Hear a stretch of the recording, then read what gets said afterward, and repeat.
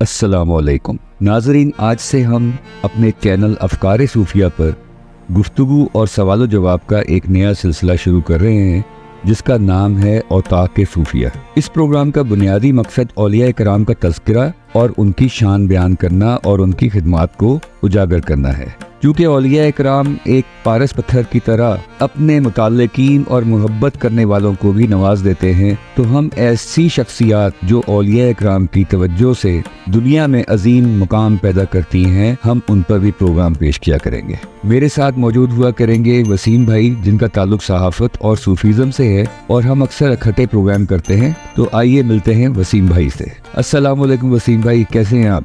वालेकुम अस्सलाम वरहमतुल्लाहि वबरकातुहू। कुरैशी साहब, आप कैसे हैं? आपका बहुत शुक्रिया और ये आपकी ज़र्रा नवाजी है, लेकिन मैं अपने आप को सहाफ़ी नहीं कहता, बस जो उस्तादों से सीखा बयान कर देते हैं। अच्छा चलें, ये बहस तो चलती रहेगी और अगले प्रोग्राम में हम इस पर डिस्कस करते रहेंगे। आज के प्रोग्राम का हम आगाज़ करते हैं। व्यूअर्स, आज का प्रोग्राम अपनी नोयत का हैरान कुन प्रोग्राम है, क्योंकि आज जिस शख्सियत पर हम प्रोग्राम कर रहे हैं वो किसी तारुफ के मोहताज नहीं। वो शख्सियत सिर्फ एक कव्वाल ही नहीं, कई रूहानी राज अपने अंदर समोए हुए हैं। आज हम जायजा लेंगे क्या वाकई मक्कतुल मुकर्रमा में कव्वाली का प्रोग्राम हुआ था। ये भी देखेंगे कि सबसे लंबी कव्वाली किसने पेश की और किसका वर्ल्ड रिकॉर्ड है। साथ साथ दुनियावी उलूम पर दस्तरस, तख्लीकाना सलाहियतों पर और सबसे बढ़कर रूहानी हस्तियों से ताल्लुक़ और उनसे फैज़ पाने का जिक्र करेंगे और उनके मुर्शिद भी देखेंगे कि कौन है ऐसी शान वाले मुरीद के मुर्शिद। और हम ये भी देखेंगे क्या वाकई इस हस्ती ने अपनी मौत से 1 साल कबल अपनी कब्र और अंदाज़न मौत का वक्त भी बता दिया था। व्यूअर्स, आप यकीनन जान गए होंगे कि हम मशहूर कव्वाल जनाब अजीज मियाँ की बात कर रहे हैं। व्यूअर्स, तमहीद का मकसद सिर्फ इतना था कि जिस शख्सियत की बात की जा रही है वो कितनी बाकमाल और अपने काम में इतने माहिर क्यों माने जाते थे। हम आज के प्रोग्राम का आगाज करते हैं और कुरैशी साहब से हजरत अजीज मियाँ कव्वाल की जिंदगी के पोशीदा पहलू जानने की कोशिश करते हैं। जी कुरैशी साहब, आप कुछ रोशनी डालें अजीज मियाँ के बचपन और उनकी मुख्तसर तारीख पर। सन 1990 की शामें अचानक याद आई जब एक इंतहाई करीबी शख्सियत ने हजरत अजीज मियाँ कव्वाल का तज़किरा किया।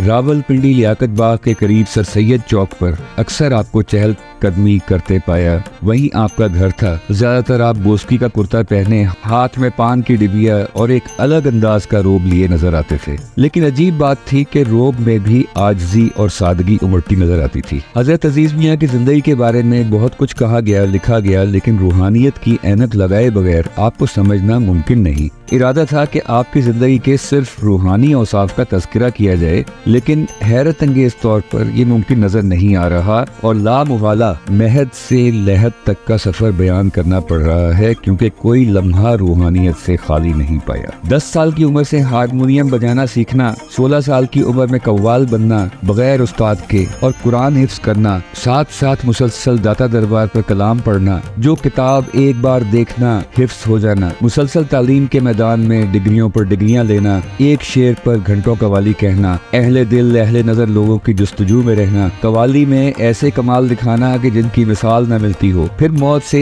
1 साल कबल अपनी कब्र की निशानदेही करना और वसीयत करना। ये तमाम बातें इस अमर की गमाजी कर रही हैं कि बचपन से आपको किसी हस्ती से खजाना फैज मिला जिससे आपकी जिंदगी दुनिया के लिए मिसाल बन गई। मेरा अपना जाती ख्याल है कि इस करम का असल सबब हजरत दाता अली हजवेरी की खुसूसी उल्फत और मोहब्बत है, जो एक बच्चे को रोजाना अपने कुर्ब में बैठा देखकर आपके कल्बे नाजुक पर मौज दर मौज फैज के खजाने लुटाती हो। आप 17 अप्रैल 1942 के दिन दिल्ली में पैदा हुए। नाम अब्दुल अजीज रखा गया। पाकिस्तान बनने के बाद हिजरत करके लाहौर आए और शदीद मुश्किलात का सामना किया। आपने 7वीं जमात से ही अशार कहना शुरू कर दिए थे। स्कूल में मुशायरों में हिस्सा लेना, लाहौर एक स्कूल में ही कव्वाल पार्टी से फन कव्वाली का आगाज किया। बाद दाता दरबार पर बरगद के नीचे नातिया अशार पढ़ते रहते, यूं वो कव्वाली से मुस्तकिल वाबस्ता हो गए और 16 साल तक हर जुमेरात को दाता साहब के मज़ार पर जाते और अपने मखसूस अंदाज में बरगद के दरख्त तले चादर बिछाकर हारमोनियम के सुरों पर अकेले नातें पढ़ते थे। नातों के बाद लाहौर में एक दोस्त के यहाँ गजलों का सिलसिला चल पड़ा और यूं फन कव्वाली को उरूज हासिल हुआ। यही वजह है कि अजीज मियाँ कव्वाल कहते हैं कि मुझे जो कुछ भी मिला लाहौर से मिला। कव्वाल बनने की वजह पर एक सवाल के जवाब में अनीस का ये शेर पढ़ा, फितरत किया हर शख्स को कसाम अजल ने, जो शख्स के जिस चीज के काबिल नजर आया। सन 63 में उन्होंने पंजाब यूनिवर्सिटी में दाखिला लिया, जहां से उन्होंने उर्दू अदब में मास्टर की डिग्री हासिल की और अरबी फारसी की तालीम भी हासिल की। वो हाफिज कुरान भी थे और दीगर मज़ाहिब का भी इल्म रखते थे। मुताले के हद दर्जा शौकीन। पिंडी में उनकी जाती लाइब्रेरी के बारे में मैंने बहुत सुना था। फोटोग्राफिक मेमोरी के मालिक थे, यानी एक नज़र किसी सफ़े को देखना तो उसी वक्त जुबानी याद हो जाना। दीवान हाफिज तो सफ़ा नंबर के साथ याद। 10 साल की उम्र से हारमोनियम बजाना उस्ताद वहीद खान और खानदान के बुजुर्ग मोहम्मद बशीर से सीखा, लेकिन गुलकारी की कोई तरबियत हासिल ना की। खानदान में भी कोई कव्वाल नहीं था।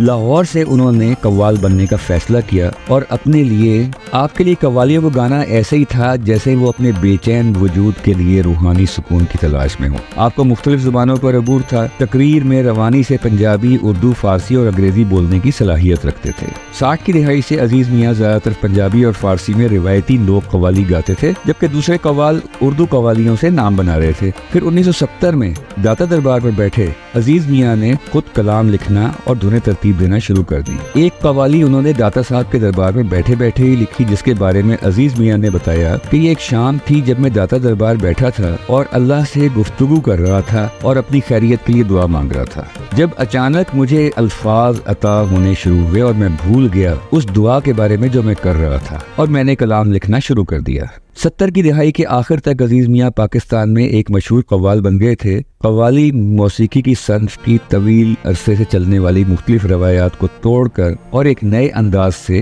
कव्वाली को पेश किया। अक्सर शायरी और कंपोजिंग खुद करते, बल्कि उनकी तकरीबन हर कव्वाली के दौरान आमद होती और फिल बदी अशार सुनाते जाते। यही वजह है कि एक ही कव्वाली जब वो बार बार सुनाते थे तो हर बार पिछली कव्वाली से थोड़ी सी मुख्तलिफ होती थी। स्टूडियो में कव्वाली रिकॉर्ड करने का वक्त भी ज्यादा आधा घंटा होता कि बस एक नज़र अशार पढ़े, धुन सोची और कलाम पढ़ दिया और खुदा हाफिज कह के बाहर आ गए। ये बिल्कुल नामुमकिन सी बात लगती है क्योंकि घंटों लग जाते हैं स्टूडियो में रिकॉर्डिंग के अंदर। फिर आपने अपनी जिंदगी की सबसे तवील तरीन कव्वाली लिखी जिसका उन्वान था और हशर के रोज ही पूछूंगा। इसका दौरानिया 1 घंटा 55 मिनट था। ये रिकॉर्ड आज तक कोई तोड़ नहीं सका। आपने ये कव्वाली खुद लिखी और खुद कंपोज की। कुछ अर्सा कव्वालियों के प्रोग्राम का सिलसिला बंद हुआ और वो पाक फौज के हलकों में अपना प्रोग्राम पेश करने लगे। पाक फौज में कोई ऐसा मोर्चा और फंक्शन ना होता था जो अजीज मियाँ की शमूलियत के बगैर मुकम्मल समझा जाता हो। फिर जनरल जाहिया के हुक्म पर अजीज मियाँ ने बलोच रेजिमेंट का तराना गाया और ये तराना अमर हो गया। इस तराने की वजह से जनरल जाहिया खान अजीज मियाँ को अक्सर औकात बलोची कव्वाल कहकर पुकारते थे।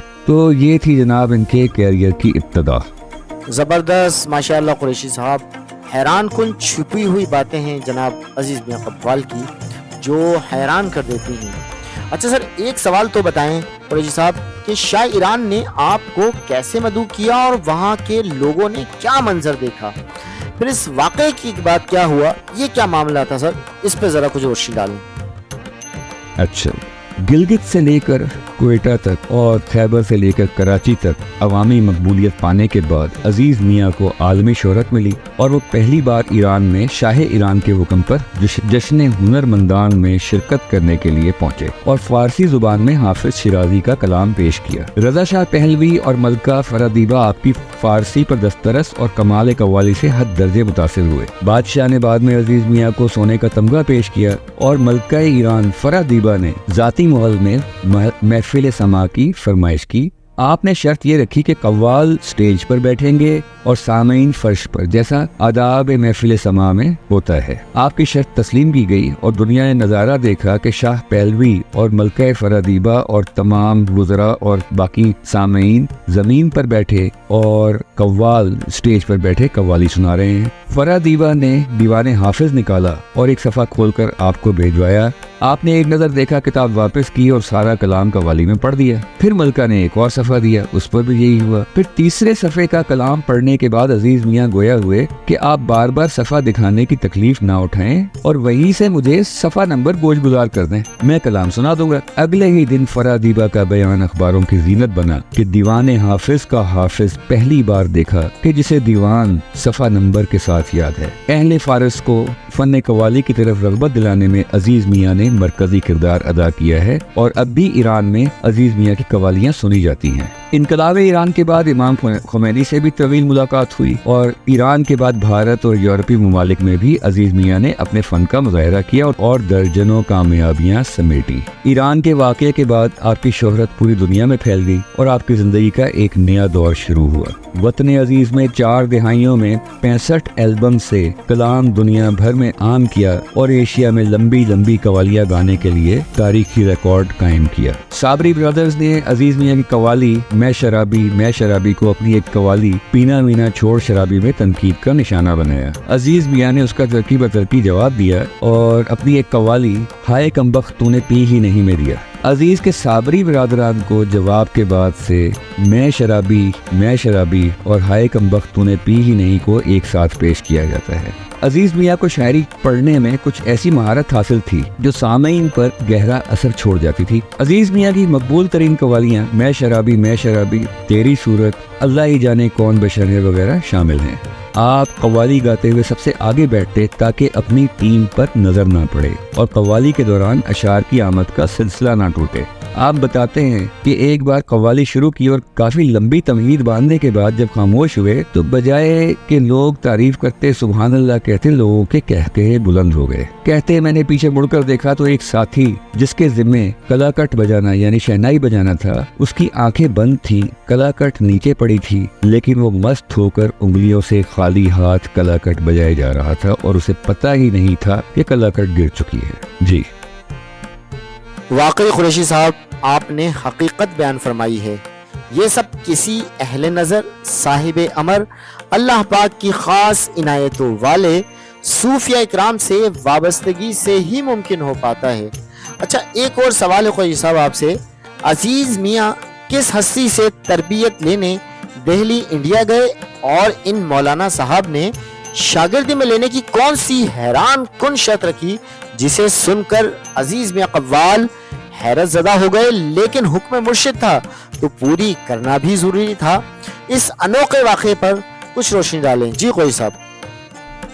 کلام لکھنے اور شاعری کرنے کے لیے ہر وقت معلومات کی ضرورت پڑتی ہے, اس لیے آپ کا زیادہ تر وقت مطالعے اور علمی گرہیں کھولنے میں لگتا تھا. آپ کی زندگی بزرگوں اور اہل کشف لوگوں کی تلاش میں گزری. جب بھی کسی کتاب کے کسی موضوع کو سمجھنے میں دشواری ہوتی تو کسی صاحب نظر کو تلاش کرتے کہ وہاں سے تشریح ہوگی اور درست معلومات ملیں گی. ایک انتہائی قابل ذکر واقعہ جسے کرامت کہا جائے تو غلط نہ ہوگا, راشد اشرف کی مرتب کردہ کتاب مولانا عبدالسلام نیازی سے ہے. واضح رہے کہ عزیز میاں نے اپنی زندگی میں یہ واقعہ کسی کو بیان کرنے کی اجازت نہیں دی تھی, اس لیے راشد اشرف صاحب نے اس راز کو عزیز میاں کے وصال کے بعد تش بند کیا. عزیز میاں جب فتوحات مکیہ کا مطالعہ کر رہے تھے تو انہیں اس میں دشواری پیش آئی, تو میاں محمد یاسین نے انہیں دلی جانے اور مولانا عبدالسلام نیازی سے ملنے کا مشورہ دیا. مقصد وحدت الوجود کا فلسفہ سمجھنے کا تھا. مولانا عبدالسلام چشتیہ سلسلے کے صوفی اسکالر تھے اور سخت جلالی طبیعت کے مالک تھے. میاں یاسین نے متنبہ کیا کہ مولانا کی ہر بات معنی رکھتی ہے اور صرف اہل طریقت ہی ان کی بات کا اصل مطلب سمجھ پاتے ہیں, تو ان کی ہر بات پر بلا تعامل عمل کرنا, پریشان نہ ہونا اور عشاء کے بعد نہیں ٹھہرنا, یعنی عشاء کے بعد انہیں ڈسٹرب نہ کرنا. مولانا صاحب کی عمر اس وقت 90 سے تجاوز کر چکی تھی اور آپ مفسر قرآن, محدث اور میدان تصوف کے شاہ سوار تھے. کراچی یونیورسٹی کے ڈاکٹر ابو اللیث صدیقی, بھارت کے صدر ڈاکٹر ذاکر حسین, جوش ملیح آبادی اور مولانا فضل الحق پانی پتی اور مولانا مودودی جیسی شخصیات مولانا کے شاگردوں میں شامل تھیں. آپ کے دروازے پر ابوالکلام آزاد جیسی شخصیت بھی دست بستہ کھڑی رہتی تھی. ان کے آگے بڑے بڑوں کا پتا پانی ہوتا تھا. خیر آپ دلی روانہ ہوئے. وہاں جا کر پولیس اسٹیشن میں اپنا اندراج کروایا قانون کے مطابق اور خواجہ محبوب الہی کے دربار پر حاضری دی. مشہور نہاری کھائی, رکشہ کیا اور نماز مغرب کے وقت ترکمان دروازے پر حضرت مولانا عبدالسلام کے مکان پر جا پہنچے. مولانا نے نہایت سخت الفاظ میں ان کا خیر مقدم کیا اور بیٹھنے کو کہا. آپ نے اپنا مدعا بیان کیا کہ میں فتوحات مکیہ پڑھنے آیا ہوں۔ مولانا نے ان کی بات سن کر کہا کہ ہم تم کو صبح اپنی شاگردی میں لیں گے، لیکن شاگردی میں آنے سے پہلے آپ کو ایک رات اس بازار میں کاٹنی ہوگی۔ عزیز میاں یہ شرط سن کر سرپٹا گئے۔ مولانا نے یہ شرط بھی عائد کی کہ اگر اس بازار میں رات نہ گزاری تو یہاں آنے کی زحمت گوارا نہ کرنا۔ اتنا کہنے کے بعد بولے، اب اپنا سامان اٹھاؤ اور چلتے بنو۔ عزیز میاں نے اپنا سامان اٹھایا اور چل پڑے اور رکشہ کر کے بتائے ہوئے کوٹھے کی طرف رخ کیا۔ بازار کا وقت ختم ہوتا جا رہا تھا، رات کا 1 بج چکا تھا۔ دل میں سوچ تھی کہ اگر بازار بند ہو گیا تو انہیں بغیر رات گزارے یہاں سے واپس جانا پڑا تو مرشد کی حکم عدولی ہوگی۔ وہ یہ سوچتے سوچتے تیسری منزل پر جا پہنچے تو وہاں 2 لڑکیاں بیٹھی نظر آئیں۔ انہوں نے فوراً بھانپ لیا کہ یہی دونوں بہنیں ہیں اور اندر کمرے میں کوئی نہیں ہے۔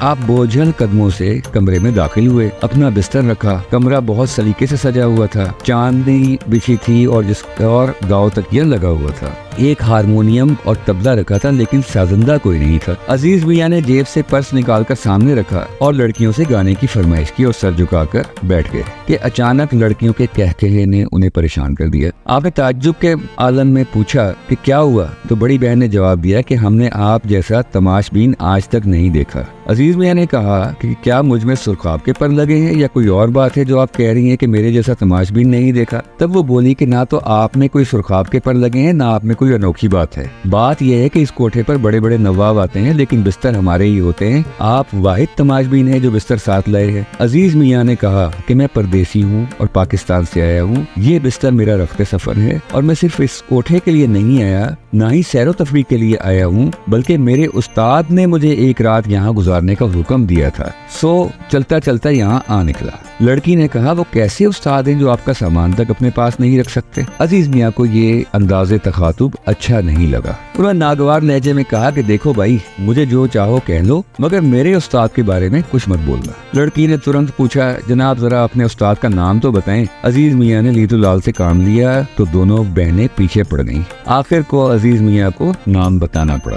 عزیز میاں کے منہ سے مولانا عبدالسلام کا نام نکلنا تھا کہ لڑکیوں پر دیوانگی طاری ہو گئی۔ وہ عزیز میاں کے قدموں سے لپٹ گئیں اور رونے لگی اور دیوانہ وار کہنے لگی کہ آج وعدہ پورا ہو گیا۔ عزیز میاں یہ دیکھ کر حیران و پریشان ہو رہے تھے۔ انہوں نے لڑکیوں کو اپنے قدموں سے اٹھایا اور اس راز سے پردہ اٹھانے کو کہا۔ انہوں نے بتایا کہ چند سال پہلے یہ دونوں بہنیں بہت قسم پرسی کی حالت میں رہ رہی تھی اور اکثر فاقوں کی نوبت بھی آ جاتی تھی، تو کہتی ہے کہ ہم نے حضرت مولانا کی خدمت میں حاضر ہو کر حالات کی بہتری کی دعا کی۔ آپ نے دعا فرماتے ہوئے نصیحت کی کہ تمہارے پاس صرف 3 آدمی آیا کریں گے، تم صرف ان کو اپنا گانا سنانا۔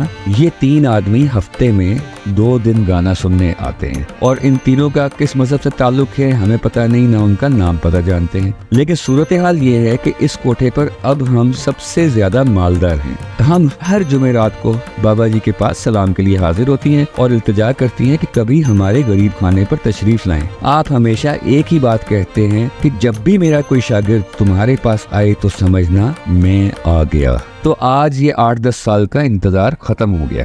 یہ کہہ کر چھوٹی بہن نے عزیز میاں کا سامان اٹھایا اور اندر کے کمرے کی بڑی الماری میں رکھ دیا۔ ان کے لیے فوراً کھانے کا بندوبست کیا۔ کھانے کے بعد انہیں جو کمرہ آرام کے لیے دیا گیا وہ انتہائی سجا ہوا تھا، اور جب صبح ہوئی تو ان کے لیے انتہائی پرتکلف ناشتہ آیا۔ ناشتہ کرنے کے بعد جب مولانا کی خدمت میں حاضری دینے کے لیے نکلنے لگے تو دونوں بہنوں نے انہیں رخصت کیا اس وعدے پر کہ مولانا سے اجازت لے کر روزانہ آپ یہی قیام کریں گے۔ تو جب عزیز میاں نے مولانا کی خدمت میں حاضری دی تو مولانا دیکھ کر مسکرائے اور فرمایا کہ کہو میاں، بندوبست اچھا ہو گیا، کوئی پریشانی تو نہیں ہوئی؟ انہوں نے ہاتھ باندھ کر مولانا سے کہا، حضور یہ سب آپ کی نظر کرم کا نتیجہ ہے۔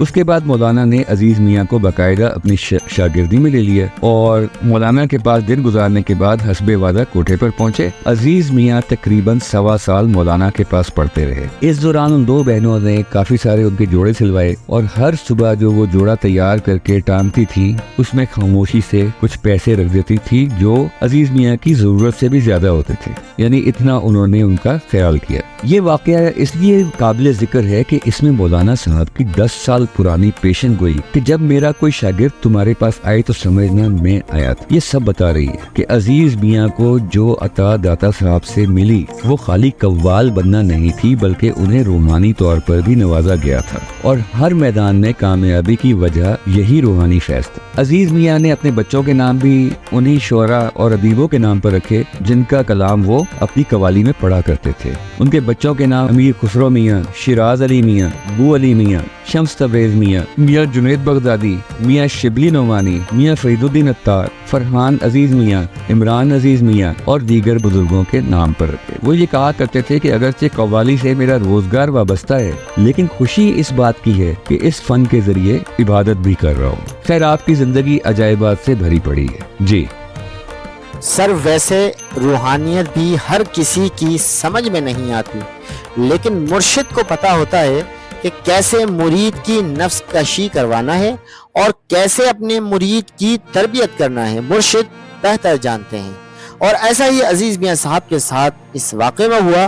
اچھا، اب جو سوال ہے وہ ویورز کے لیے بہت حیران کن ہوگا کہ اسلام کی 1400 سالہ تاریخ میں آپ پہلے قوال ہیں جس نے مکۃ المکرمہ یعنی حرم کے سامنے قوالی پیش کی۔ اس حیران کن واقعے پر کچھ روشنی ڈالیں۔ جی قوی صاحب۔ آج سے کچھ عرصہ پہلے تک بہت سختی رہی ہے سعودی عربیہ میں موسیقی اور خاص طور پہ قوالی کو تو بالکل وہاں پہ الاؤ ہی نہیں کرتے، حتیٰ کہ نعت گوئی بھی الاؤڈ نہیں ہے۔ تو ہوا یہ کہ آپ عمرے کے لیے مکہ گئے تو وہاں ہوٹل میں ہزاروں لوگ جمع ہو گئے اور انہوں نے گورنر مکہ سے قوالی کی خصوصی اجازت لی، اور اس نے اجازت دے بھی دی، جو مکہ میں اپنی نوعیت کا پہلا انہونا واقعہ ہے۔ 28 اپریل کی رات تھی، 28 اپریل 1983 کی شب جمعہ کو خانہ کعبہ کے سامنے روتے روتے عزیز میاں نے یہ قوالی پڑھی: گناہوں کو جانچنے والے، بخش دیتا تو بات کچھ بھی نہ تھی۔ تقریباً 8000 سامعین تھے اور یہ ناقابل یقین منظر تھا، بغیر روحانی امداد کے قطعی طور پر ناممکن۔ صبح فجر تک بتاتے ہیں کہ صبح فجر تک یہ قوالی چلتی رہی۔ یہ رات واضح طور پر عزیز میاں کی بارگاہ الہی میں قبولیت کی معراج کی رات تھی۔ پاکستان واپسی پر یہ کیسٹ لاکھوں کی تعداد میں بکی اور خوب کامیابیاں سمیٹی۔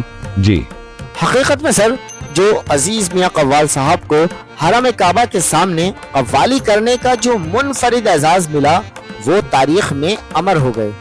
اچھا سر، اب آپ کے ملتان والے بزرگ سے کیا تعلق تھا اور وفات کے واقعے پر بھی تھوڑا سا روشنی ڈالیں کہ آپ کی وفات کہاں اور کیسے ہوئی اور آپ نے اس بارے میں کیا پیشن گوئی کی تھی، ہمارے ویورز کی معلومات میں سر کچھ اضافہ کریں۔ جی قوی صاحب۔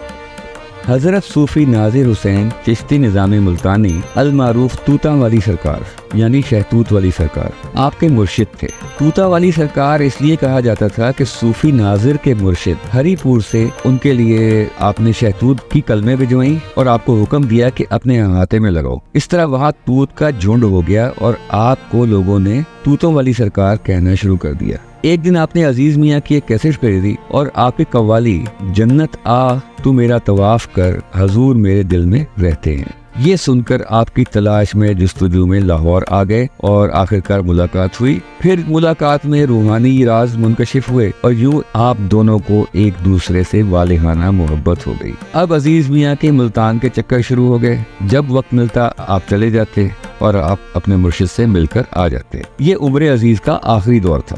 آپ کو کام سے بہت لگاؤ اور بہت محبت تھی اور صحت کو کام پر قربان کر دیتے تھے۔ کہتے تھے کہ تھکن میں زیادہ بہتر پرفارم کرتا ہوں۔ ہیپیٹائٹس سے حالت دن بدن خراب ہوتی جا رہی تھی، جگر جواب دے چکا تھا، پھر بھی مہینے کے 40 پروگرام کرتے۔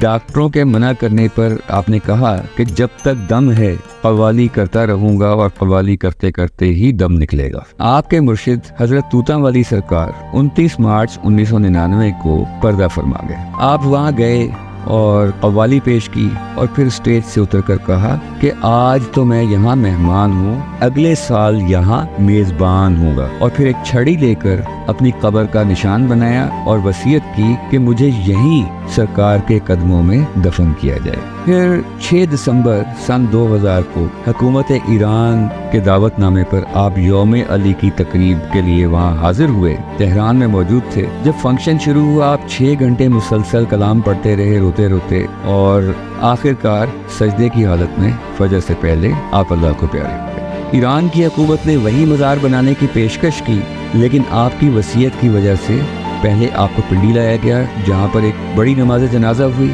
اور پھر آپ کو ملتان مرشد کے قدموں میں وصیت کے عین مطابق دفن کیا گیا۔ مرشد اور مرید کی محبت ایسی تھی کہ دونوں کے مزار ایک دوسرے کے مشابہ ہیں اور کوئی فرق محسوس نہیں ہوتا، اور کچھ لوگوں کے مطابق آپ کی قبر سے آج بھی قوالی کی آوازیں آتی ہیں۔ ماشاء اللہ قریشی صاحب، کسی بھی صاحب ایمان مسلمان کی خواہش ہوتی ہے کہ جب بھی موت آئے تو رب کا اور رب کی پسندیدہ ہستیوں کا نام ہی لب پر ہو۔ آخر میں سر میں آپ کا بہت شکر گزار ہوں کہ آپ نے عزیز میاں قوال صاحب کی زندگی کے جن چھپے ہوئے رازوں پر آج گفتگو کی ہے وہ یقیناً ناظرین کو ضرور پسند آئے گی۔